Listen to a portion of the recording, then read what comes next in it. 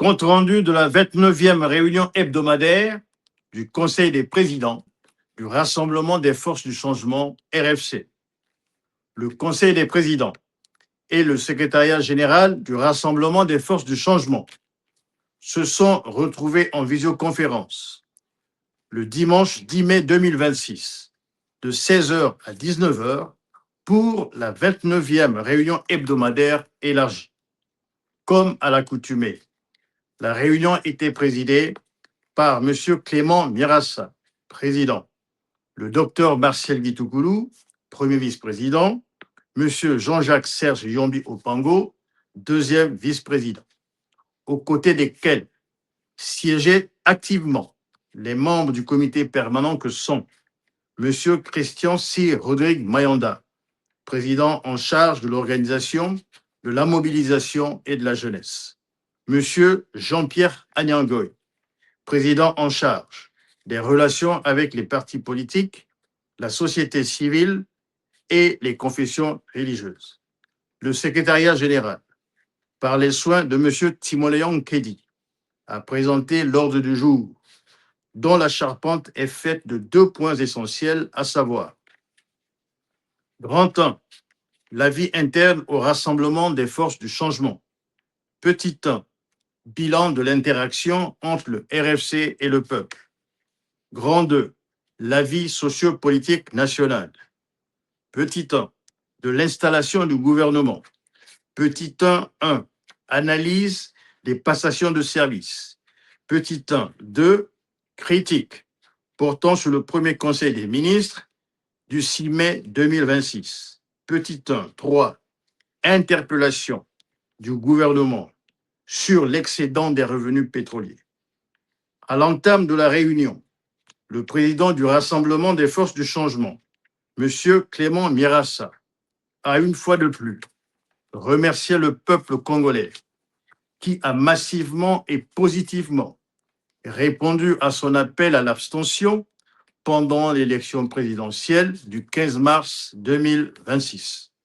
Selon le président du RFC, ce comportement stoïque du peuple congolais augure de son ancrage définitif dans la dynamique de l'alternance politique impulsée par le Rassemblement des forces de changement. Une dynamique que les forces rétrogrades et prédatrices du Parti congolais du travail, parti État, sous la houlette de M. Denis Sassou Nguesso, ne peuvent endiguer. Pour le président, le RFC se doit d'amplifier ce lien avec le peuple congolais pour bâtir en communion avec lui l'alternance politique dans le pays. Grand 1, de la vie interne du Rassemblement des forces du changement. Petit 1, du bilan de l'interaction entre le RFC et le peuple congolais. Depuis sa création, le Rassemblement des forces du changement, malgré les obstacles jalonnant son parcours, en sa qualité de véritable opposition, met un point d'honneur à incarner les aspirations populaires. Ainsi, à maintes occasions, le RFC a communiqué avec le peuple sur la situation socio-économique et politique du pays, puis sur les dérives de l'État néopatrimonial au Congo, incarné par M. Denis Sassou Nguesso. Pour ne point déroger à la règle, le RFC a donné une interview à la chaîne R7 le 27 avril 2026, sous le feu des questions du journaliste Christian Perrin. Ensuite, le RFC a tenu une conférence de presse le samedi 2 mai 2026 à Brazzaville avec la participation par visioconférence de son premier vice-président, le docteur Martial Guitoukoulou. Ces moments de communion, d'information et d'échange avec le peuple étaient pour le Rassemblement des forces du changement l'occasion de clamer haut et fort son attachement au changement. Les résultats de l'élection présidentielle du 15 mars 2026 étaient connus d'avance. Pour cette motivation, mettant en lumière la relation pathologique au pouvoir du PCT Parti État et de son président, M. Denis Sassou Nguesso, le RFC n'a daigné présenter de candidat. Dans ces conditions, le RFC ne concède au président Denis Sassou Nguesso qu'un statut de président de fait en l'absence de conditions permissives sacrant une élection libre et transparente, c'est-à-dire légale. Le nouveau pouvoir, issu de l'élection du 15 mars 2026, est donc illégitime dans sa mandature 2026-2031. Selon le premier vice-président du RFC, le docteur Marcel Nguitoukoulou, cette mandature ne sera pas une promenade de santé pour le président Denis Sassou Nguesso.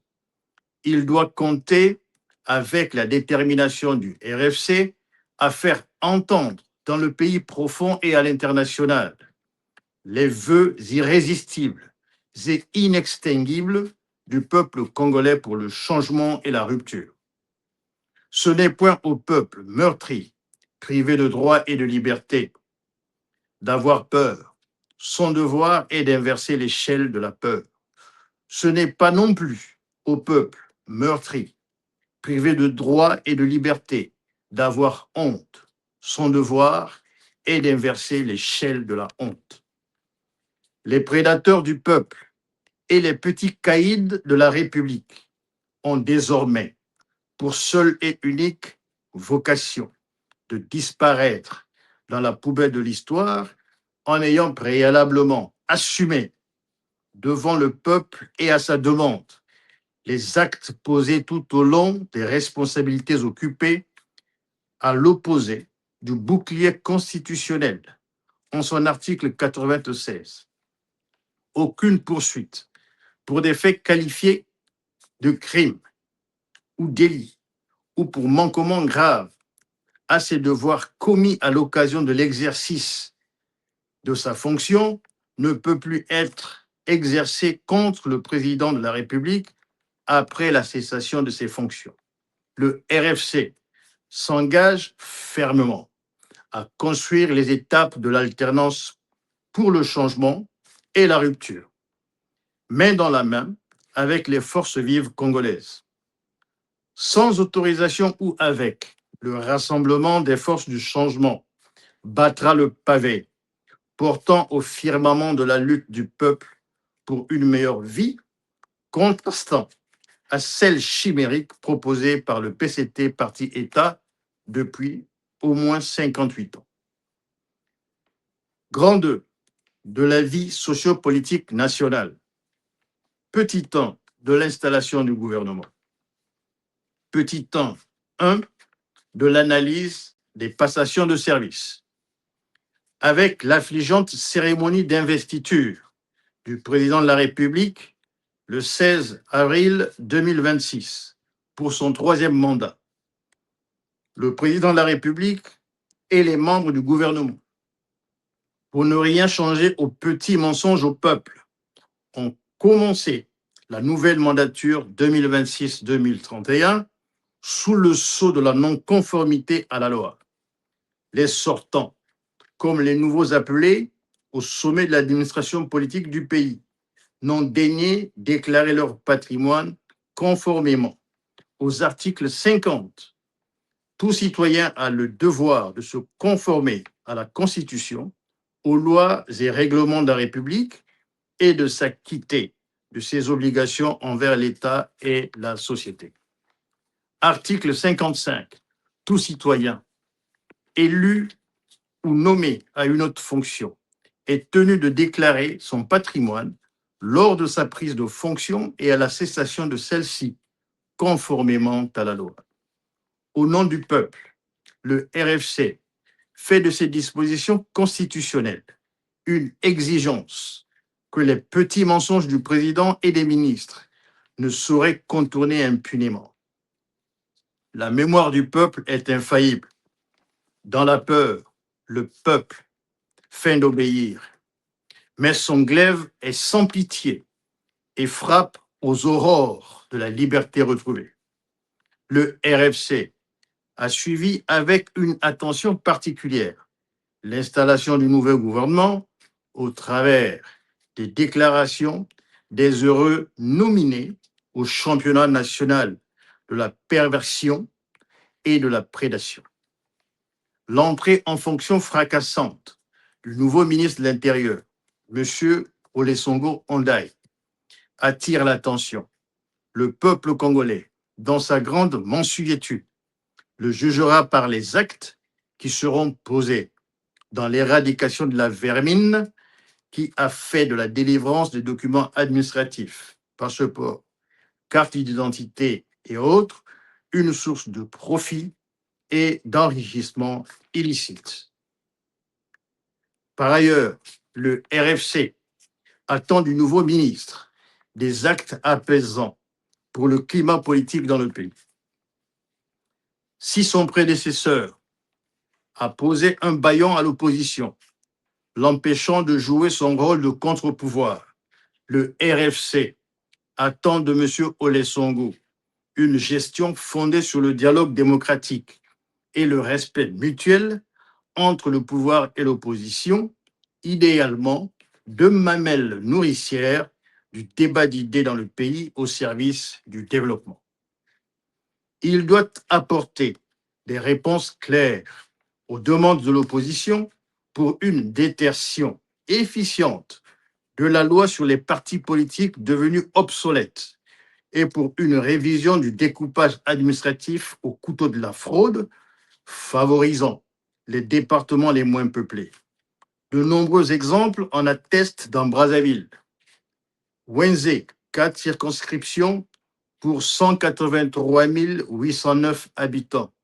VS Filou, 2 circonscriptions pour 387 848 habitants. Poto-Poto, 3 circonscriptions pour 84 299 habitants. VS Madibou, une circonscription pour 272 852 habitants. Les intimidations des acteurs politiques, les obstructions aux réunions publiques et meetings de l'opposition doivent relever d'une ère à jamais révolue. Si M. Olesongo Ondai est allergique aux antivaleurs, tout comme le peuple, il doit admettre que le pays est majoritairement allergique à toute politique sécuritaire incarnée par lui.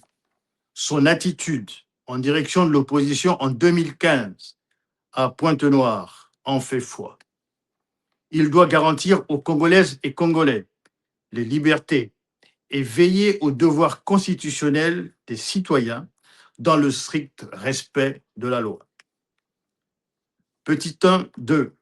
Des critiques portant sur le premier Conseil des ministres. Le premier Conseil des ministres de la mandature s'est tenu le 6 mai 2026 sous la présidence de M. Denis Sassou Nguesso. Pour le RFC, le président de la République, dans son discours de circonstance, s'est enfermé dans une autosatisfaction schizophrénique que le peuple ayant fait sa part, en lui accordant sa confiance, il convenait à présent que le président de la République et son gouvernement fassent également leur part, c'est-à-dire rendent effective la mise en œuvre du projet de société ainsi sanctifié. Dans les faits, le peuple, en s'abstenant massivement au scrutin du 15 mars 2026, a exprimé à M. Denis Sassou Nguesso sa volonté inébranlable pour le changement de gouvernance, la sienne étant indéléblement souillée d'inefficacité depuis au moins 42 ans cumulés. Impunité, corruption, fausses factures et conflits d'intérêts sont le mortier de l'empire congolais de la dette avec tous les corollaires. Évalué à 8 943,97 milliards de francs CFA fin 2025, la dette étrangle le pays avec une pénurie de liquidités. Elle se traduit par une crise sociale abyssale, les salaires, les pensions et les bourses impayées. l'effondrement de l'éducation nationale et du système de santé publique, le manque d'eau potable et d'électricité, le mauvais état des infrastructures routières et ferroviaires. La dette s'est accompagnée d'un recul profond des mentalités du peuple dans tous les domaines, et particulièrement dans le domaine financier, faisant d'un peuple d'épargnants un peuple d'emprunteurs frénétiques. Individuellement, les Congolais vivent à crédit, empruntant sans cesse pour rembourser leurs anciens prêts. Le gouvernement, lui, finance son déficit par des emprunts extérieurs qu'il peine à rembourser, négociant en permanence avec le FMI, donc encore de la dette sans fin. À la lumière de l'architecture congolaise de la crise multidimensionnelle, le RFC déplore que le premier conseil des ministres de la mandature n'ait pu fixer le peuple sur les urgences du moment et indiquer le cap d'un plan gouvernemental des 100 jours pour répondre aux préoccupations pressantes des populations. Cette omission n'en est pas une, mais elle symbolise simplement le cul-de-sac de la malgouvernance. A contrario, le RFC se dit prêt à relever, grand temps, le défi de la conquête pacifique et démocratique du pouvoir.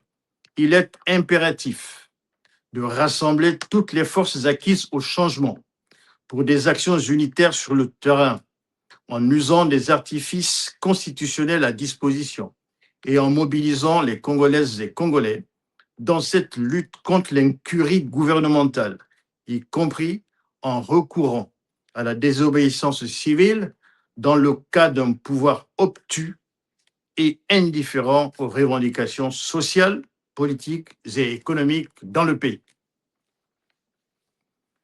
Grand 2. Le défi d'un pouvoir alternatif. La crise est une opportunité pour sortir définitivement de l'économie de rente en diversifiant nos partenaires et notre base économique. Il est temps de convoquer un forum économique associant tous les experts des filières économiques, managériales, administratives, financières et sociales à la recherche de solutions innovantes pour sauver le pays et conduire les populations vers le bien-être. La dette n'est pas mauvaise en soi.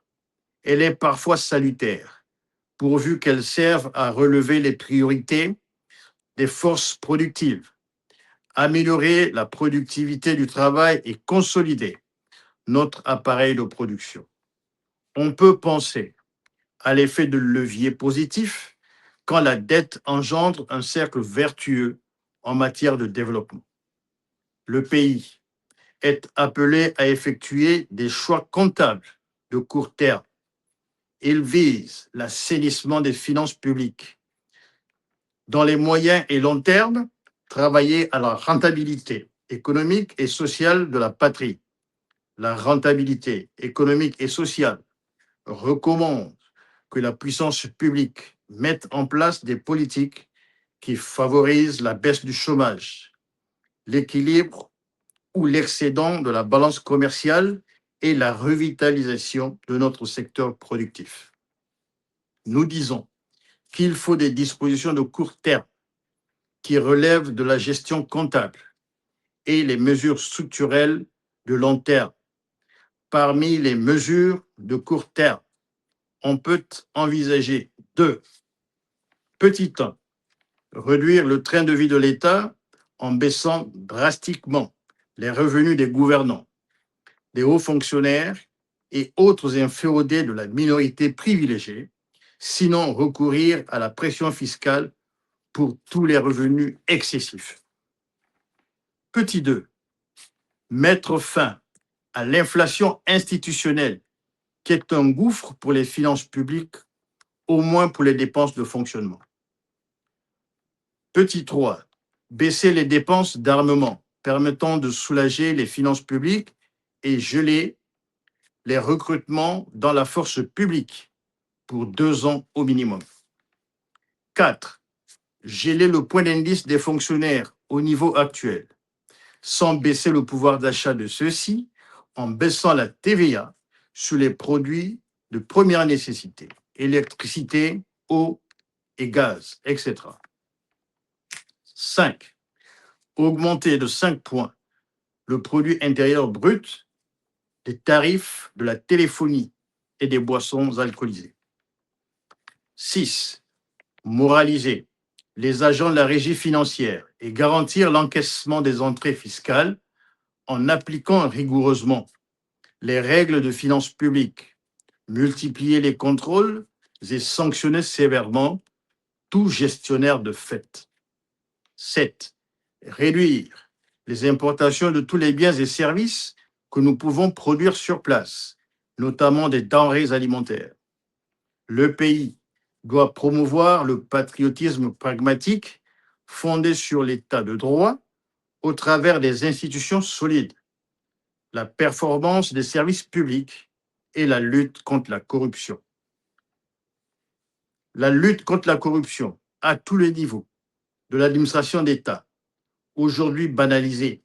La corruption est un cancer qui ronge les fonctionnaires, les commerçants et la classe politique. Bref, la société congolaise. Elle ne doit plus être tolérée, mais plutôt combattue avec fermeté et exigence. 1.3. Interpellation du gouvernement sur l'excédent des revenus pétroliers. Au moment où le conflit au Moyen-Orient, avec la fermeture du détroit d'Ormuz, dope le prix du pétrole, il est surprenant que le gouvernement d'un pays, troisième producteur de pétrole dans le golfe de Guinée, n'en dise mot. Il a le devoir impérieux d'informer le peuple sur l'état des recettes pétrolières et de leur affectation en cette période de baisse du pouvoir d'achat des populations. Cette situation montre les limites des contrats de préfinancement de notre développement par les traders pétroliers comme Trafigura et Glencore. Cette gestion de la production pétrolière organise et encourage l'opacité des revenus du pétrole. Cette politique de préfinancement est un levier de la prédation économique au détriment de la redistribution dont les Congolais appellent de tous leurs vœux. Le RFC, voix autorisée du peuple, interpelle vertement le gouvernement de faire la lumière sur tous les contrats de préfinancement en cours et arrivés à maturité. La 29e réunion du Conseil des présidents, élargie au secrétariat général du RFC, a pris fin sous une note optimiste, tant chacun des participants prône un engagement sans faille dans la dynamique du changement et de la rupture. Le Conseil des présidents lance à nouveau au peuple et à toutes les forces acquises au changement, la FOC, la RD et autres, un appel pressant à une mobilisation unitaire pour construire et assumer ensemble et au plus vite l'alternance politique dans le pays. Le combat continue et la victoire est plus que certaine.